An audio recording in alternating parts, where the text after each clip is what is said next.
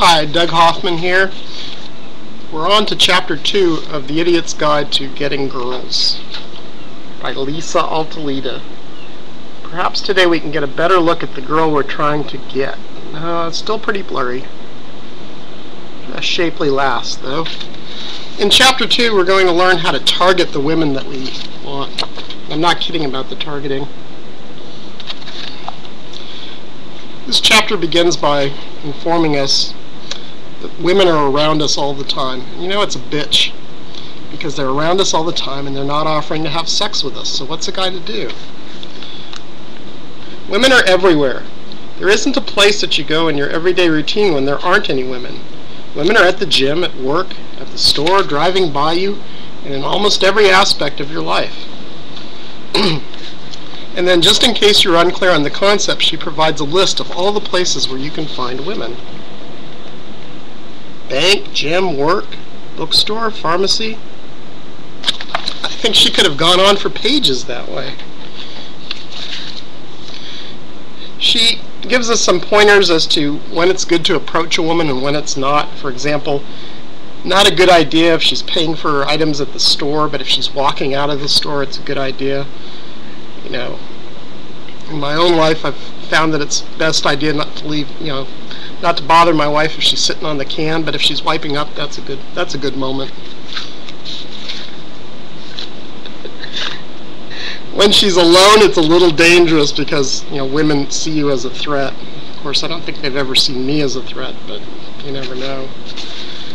But where this chapter really hits its stride is when Ms. Altalida comes up with clues about her. In other words, she starts classifying women into these various types.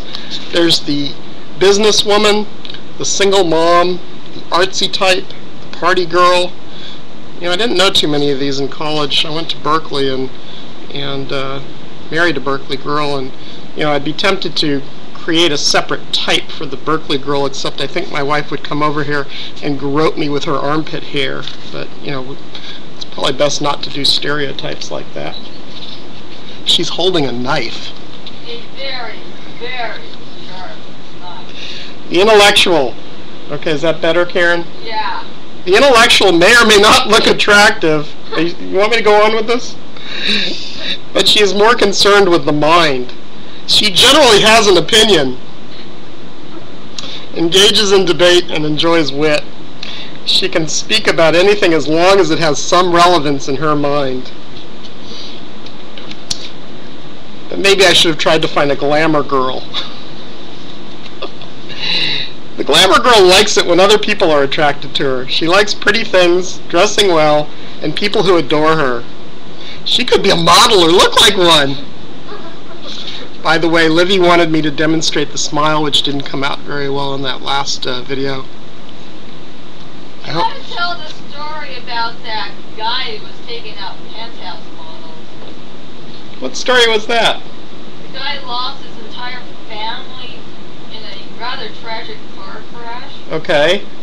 So what he did after that was he somehow got in with the Penthouse magazine crowd. Yeah. And he basically spent his money on these penthouse models, and in exchange for all the presents he gave them, he could screw them. Well, that sounds good. What's the catch? It's a little expensive. Oh. But I guess you don't have a family to support. Yeah. Good luck trying to find a penthouse model around here. Yeah, that's true. Anyway, she concludes with some indications of, how to figure out if a woman's not available. She wears a wedding ring.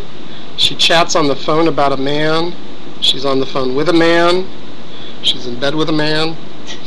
Just kidding. She's not receptive to even friendly conversation. I'm familiar with that. She's friendlier to other women than men. She constantly says another man's name.